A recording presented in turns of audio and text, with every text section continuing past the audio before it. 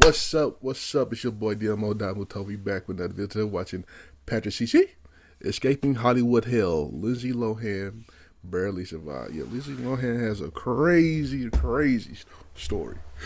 And look, I used to fuck with her movies back in the day, you know what I'm saying? I'm trying to think. I ain't trying to get them mixed up with somebody else. Hold on. Lindsay Lohan. Freaky Friday. Yeah. Was it Kirby Fully Loaded, whatever the name, the car movie? Fire. Hold on. Yeah. Okay. You know what I'm saying? I know my movies now. Anyway, you better get to this video. Make sure you like, comment, subscribe, and there you go. If there's one perfect example of a child star suffering the wrath of Hollywood hell, it's the story of Lindsay Lohan. From abusive parents, to mismanaging money, to being eviscerated by the press, to substance abuse, then her movies flopping while she experiences a very public downward spiral, she truly has experienced every element of the child star curse. Then again, her own inexcusable behaviors and reckless lifestyle have genuinely put her and others in danger. At some point, adults can't just blame their past for their current mistakes. When you learn Lindsay's story, you won't be sure to feel bad for her, hate her, or feel genuinely confused how her reality stretched so far from the redheaded 2000s pop culture queen. Lindsay's story begins just like most child stars. Everything is seemingly perfect to the public, but behind the scenes is an entirely different reality. Lohan grew up on Long Island, New York. At 3 years old, Lindsay's parents, Michael and Dina, thrusted their daughter into the spotlight and signed her to Ford Models, a prominent modeling agency based in Paris with several studios across the US. As a child model, Lindsay posed for brands like Calvin Klein Kids and Abercrombie. She also appeared in over 60 television commercials for brands like Pizza Hut and Wendy's, as well as a Jell-O spot with Bill Cosby. Not even old enough to attend kindergarten, Lindsay balanced work with a normal childhood that was unfortunately consumed by conflict as her parents' on and off again relationship presumably made life more difficult for their 4 children. In particular, her father Michael had frequent run-ins with the law and served jail time in a stock fraud case when Lindsay was 4 years old. Lindsay's mother Dina detailed numerous horrific incidents of physical abuse and domestic violence she endured at the hands of Michael, including being R-worded by her own husband. Her mother said, "Lindsay saw her dad abuse me. That's why she's so screwed up."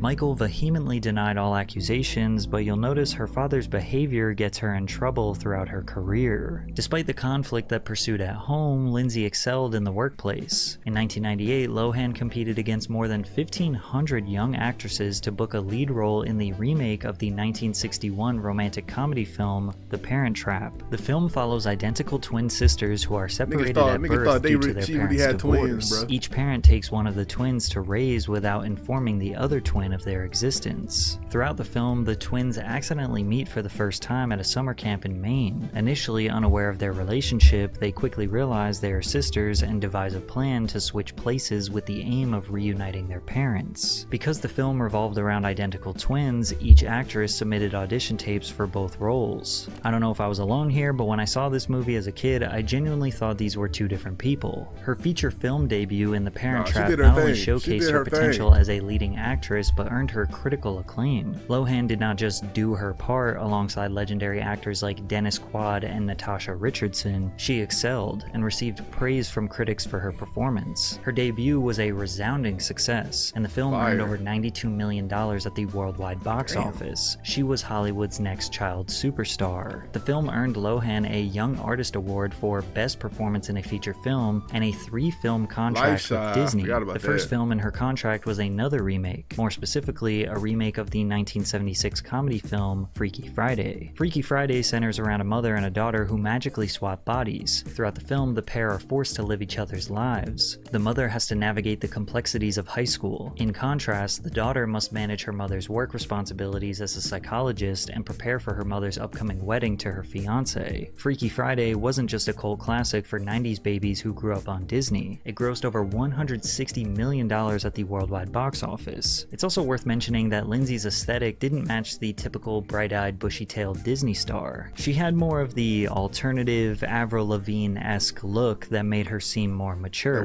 which made it easier to eventually break out of the child star chains. Lohan also decided to embark on the cliché child star to pop star career path. Piggybacking off the movie, she released her first single, Ultimate. She was becoming a product of the Disney pop star factory, executing the same promotional strategy of releasing her second single, Drama Queen, after her 2004 Disney comedy, Confessions of a Teenage Drama Queen. After these 3 films, she had already secured her legacy as a Disney icon and a beloved child star. But her next role as Katie Heron in Mean Girls stamped her place in cinema history, as this film is in contention for being one of the best high school movies of all time. Mean Girls follows Katie Heron. I ain't gonna lie, I watched this movie for the first time like 2-3 years ago,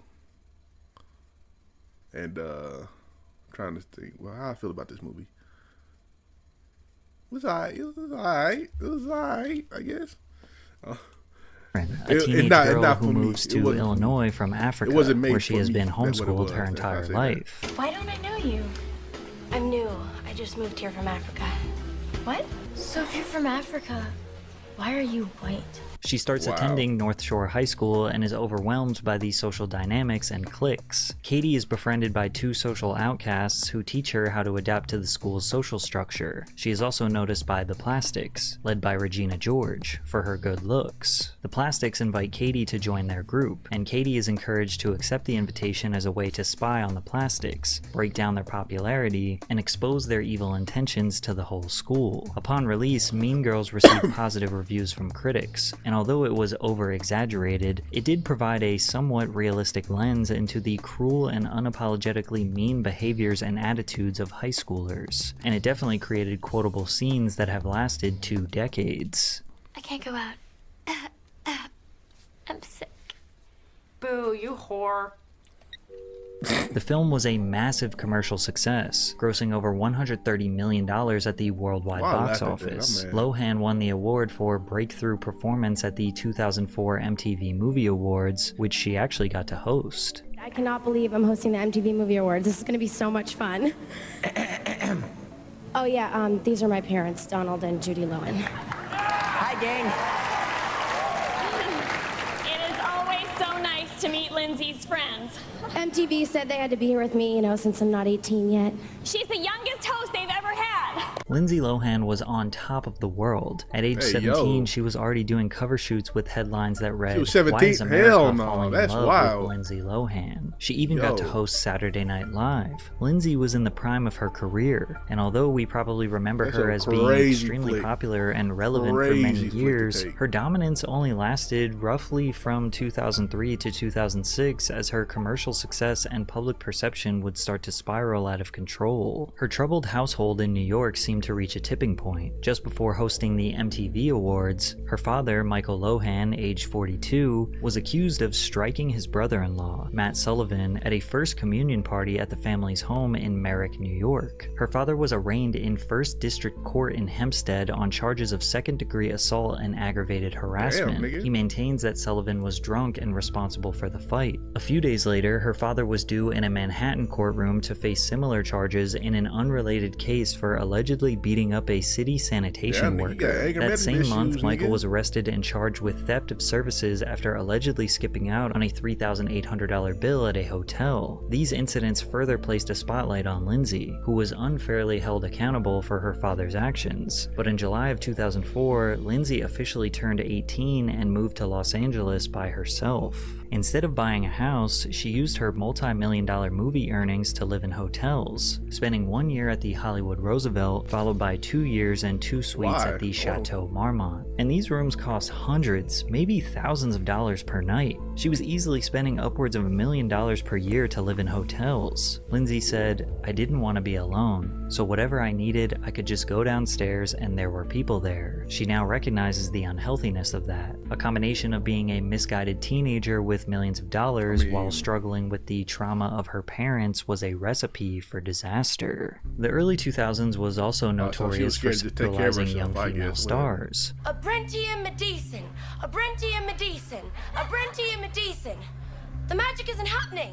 I'm going to disagree with you. 1 month after her 18th birthday, she landed the cover of Rolling Stone with the headline, "Hot, Ready, and Legal." After she turned 18, she immediately began doing scantily clad photo shoots and being praised for her good looks. This was definitely a strange dichotomy because during all of this, she was... No, that's like equivalent. I'm sorry, I'm gonna keep pausing. I'm gonna keep doing it.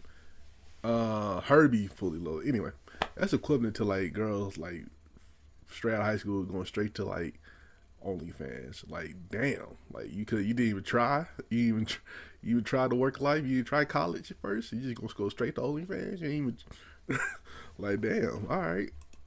filming her next big Disney film, Herbie Fully Loaded. It's safe to assume that Disney wasn't happy with her new adult image because they stopped working with her after this film. It's crazy to think that in the beginning of 2004, she was Disney's teenage drama queen, and by the end of 2004, she was GQ's cover girl. She quickly developed a bad girl persona, but it didn't seem like she was trying to escape her child role. It kind of seemed like the tabloids just gave her the persona and she just kind of ran with it. Lindsay drove a $200,000 convertible Mercedes-Benz, had a rhinestone sidekick, always was stepping out with expensive bags, partied all night at the hottest clubs with Paris Hilton and her celebrity friends, had rendezvous with desirable older men in Hollywood like actor Wilmer Valderrama. Lindsay was everything adolescent girls growing up in the 2000s wanted to be. Just looking at her fashion sense alone feels like you've been thrust into a time capsule back into the early 2000s. And she did not give off the vibe that she was trying too hard. She just had it factor. To compound her success, she released another single, Rumors, which peaked at number 6 on the Billboard Bubbling Under Hot 100 chart and would go on to sell 500,000 copies. Her debut album Speak would go on to receive a platinum certification. She was also the most popular star at a time where paparazzi and tabloid culture was at an all-time high.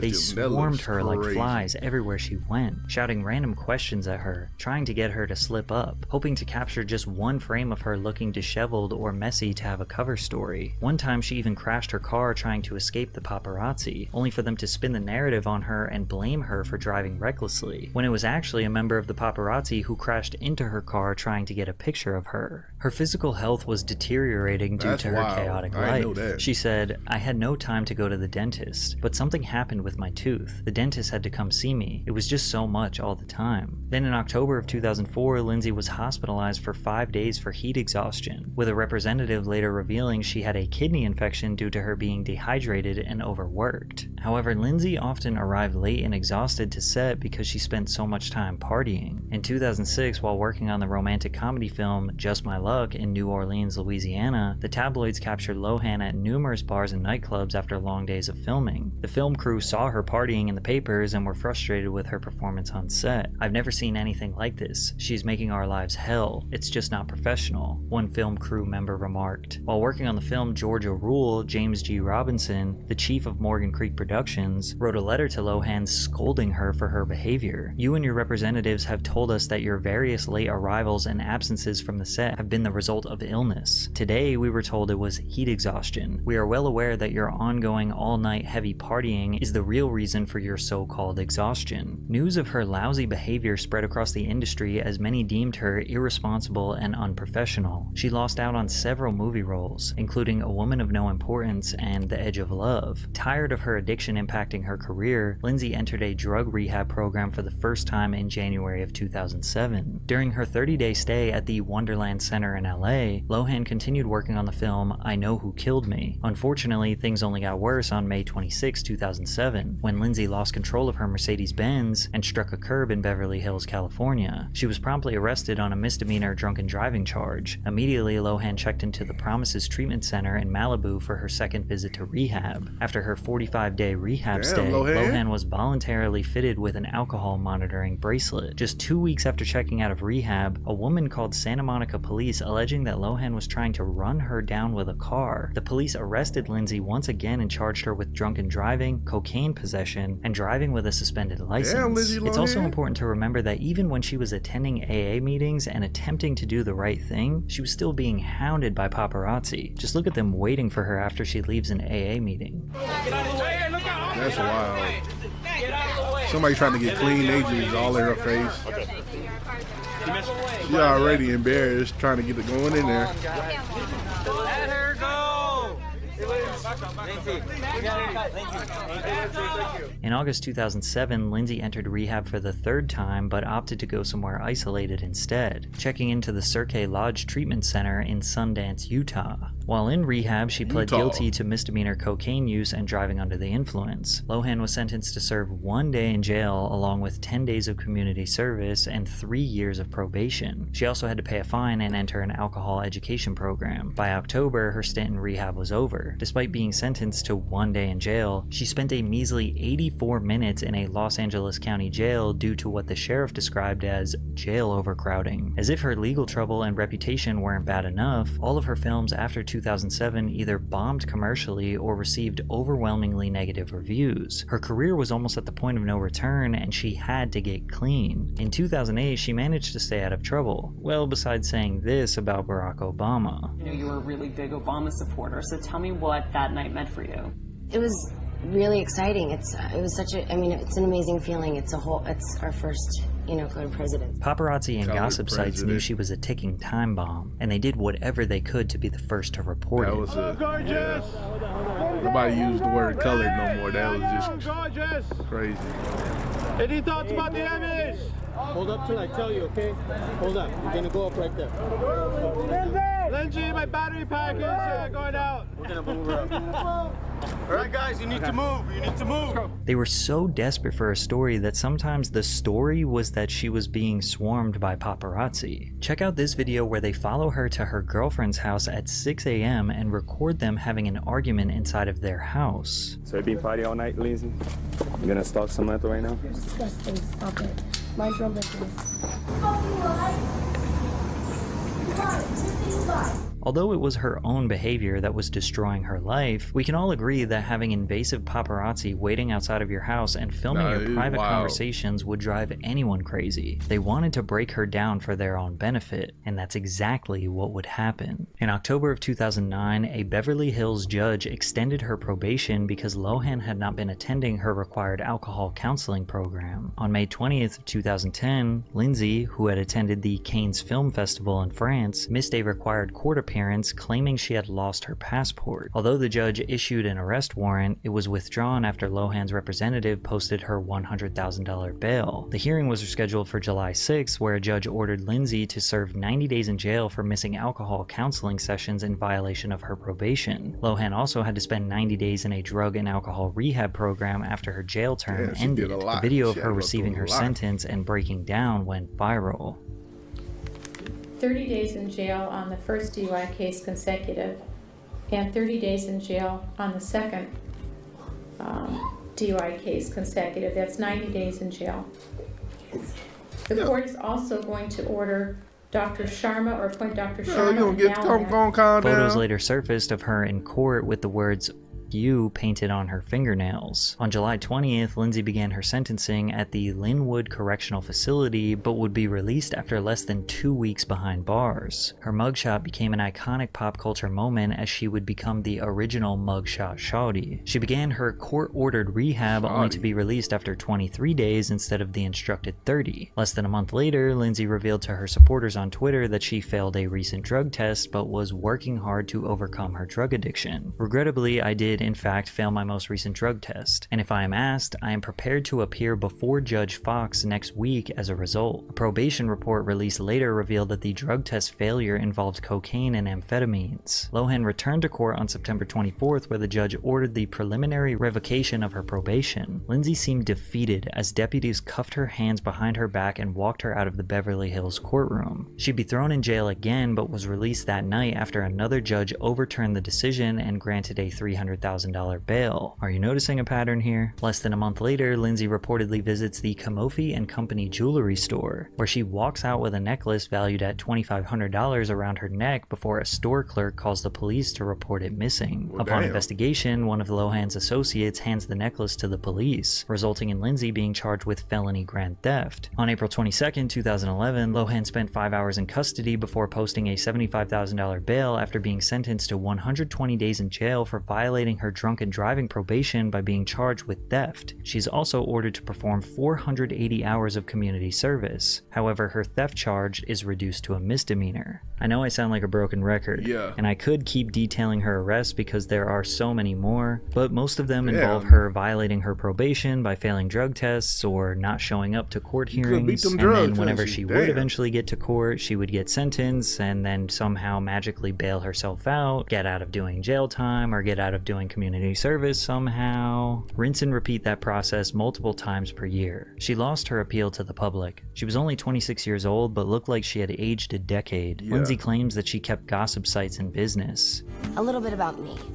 I'm an actress, a singer, an entrepreneur, and I've single-handedly kept 90% of all gossip websites in business. But really, it was the other way around. The only reason she maintained a presence in pop culture at this time was because her never-ending criminal history was easy news coverage, and her attempted return to the spotlight in 2012 just further cemented that her career in Hollywood was finished. Lohan hosted Saturday Night Live in March of 2012 for the second time in her career. Throughout the episode, she made several self-deprecating references to her personal troubles that makes people laugh, but it's not like her performance was screaming a comeback was about to happen. In 2012, Lindsay starred as Elizabeth Taylor in the biographical television film Liz and Dick. During production, paramedics were called to Lohan's hotel room, where they treated her for exhaustion and dehydration. The film premiered on the Lifetime cable channel in November 2012. While the premiere garnered 3.5 million views, Lindsay's performance, as did the film, received largely negative reviews. Throughout 2013, she made forgettable appearances in throwaway projects like Scary Movie 5 and the inappropriate comedy, or she received lead roles in minor projects like the thriller drama film The Canyons. Unable to revive her Hollywood career, Lindsay strategically created an 8-part docuseries, Lindsay, on Oprah Winfrey's own cable network. The show intended to provide an unfiltered look at Lindsay's life as she transitioned from rehab to her daily routines, aiming for a fresh start. It attempted to document her struggles to stay sober, reestablish her acting career, and repair her public image. And these types of programs usually work.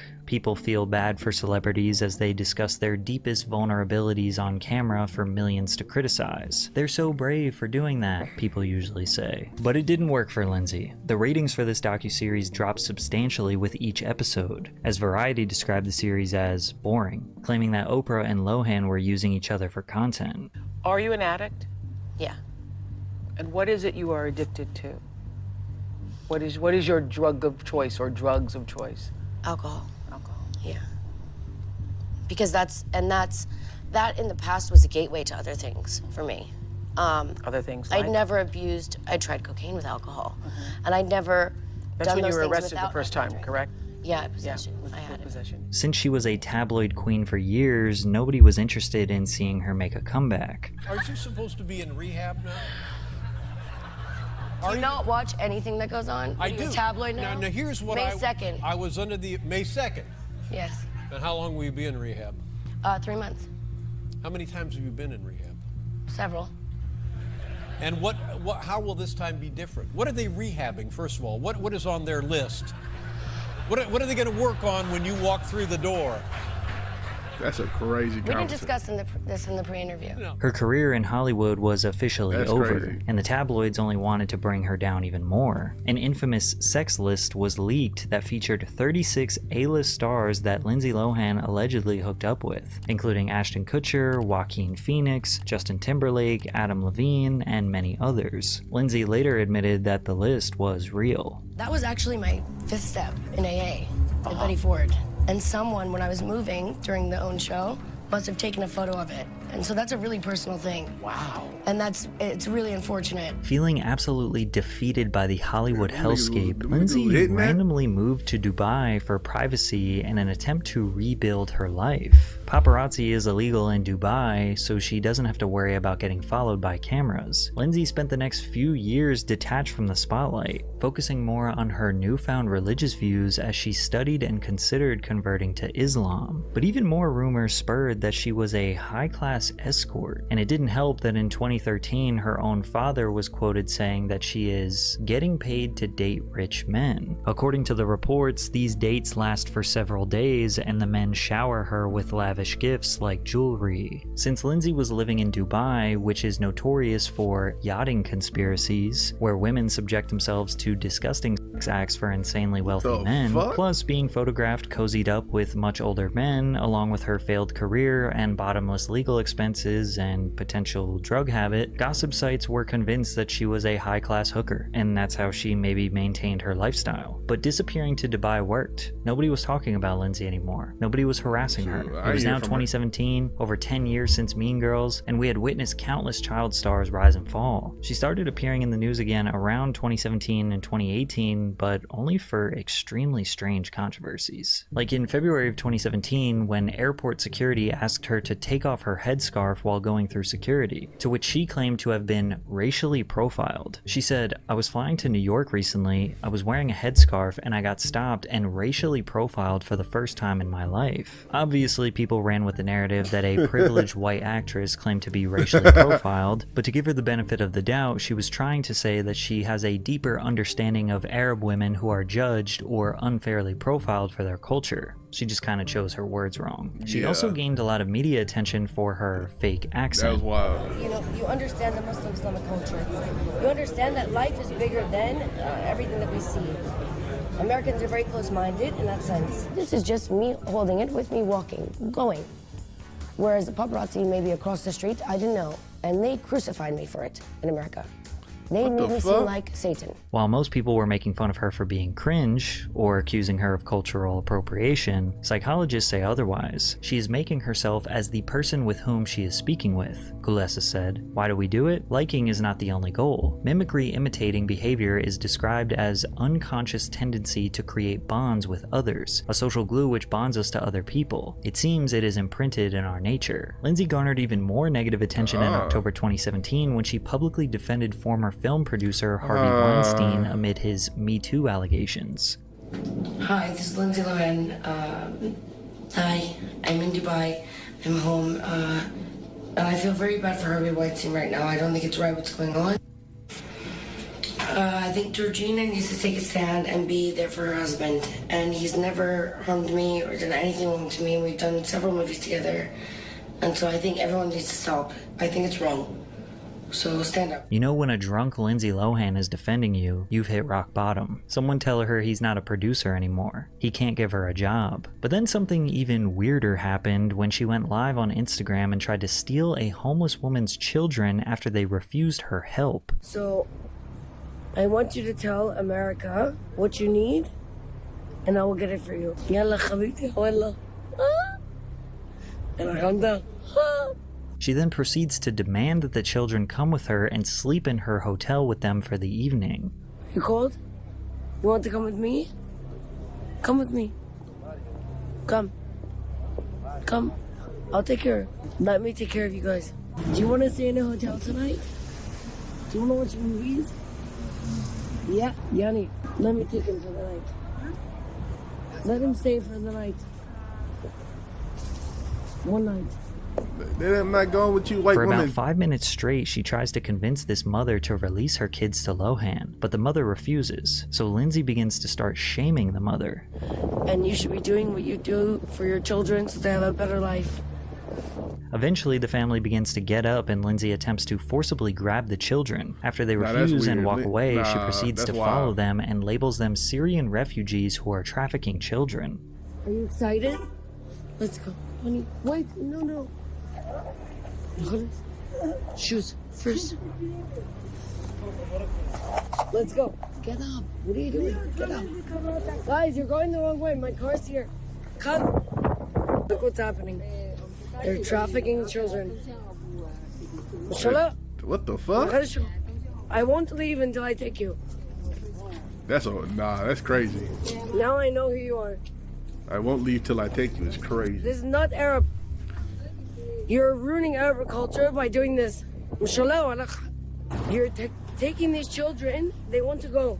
I'm with you. I'm with you. Boys, don't worry. The whole world is seeing this right now.